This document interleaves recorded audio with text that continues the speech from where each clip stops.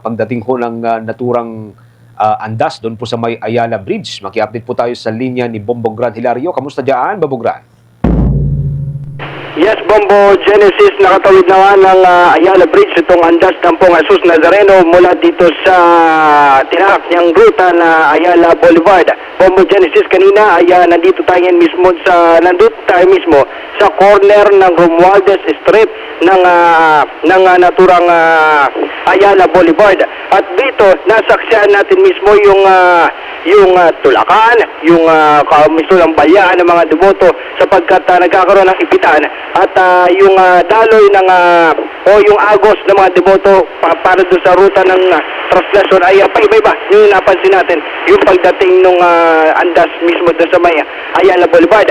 Pagkat nga yung sa mismo lubid nung nakita din natin na paparating ay mismo lang biglang bumuhos yung agos at yung daloy ng mga deboto. At ilang oras ay tuloy na nakapanik sa Ayala Bridge at natawid na yung naturang tulay at ngayon ay tatahakin na o yung tinatahak na neto ay yung Carlos Palanca Street.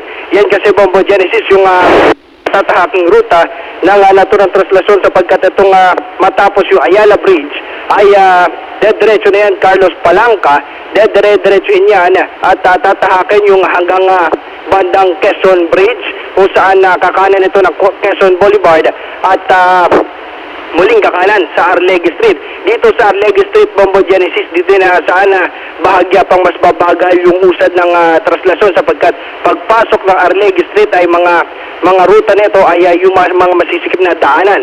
Kasi sapagkat Bombo Genesis, yung bandang Ayala Boulevard at itong Carlos Palanca, isang diretsuhan to. At pag kumana na ito, dito na saan mas titindi pa yung emosyon at yung tulakan o posible pang mga ating asahan senaryo dito sa Traslasyon 2026. Yan mula update mula dito sa lungsod ng Maynila. Ito si Bombo Gran Hilario para sa the number one and most trusted source of news and information, Basta Radio, Bombo. For the most trusted source of news and information, visit our website at www.bomboradio.com. Follow us on Bombo Radio mobile app, Facebook, YouTube, TikTok, and X, formerly Twitter. Like, share, and stay connected. Anytime, anywhere.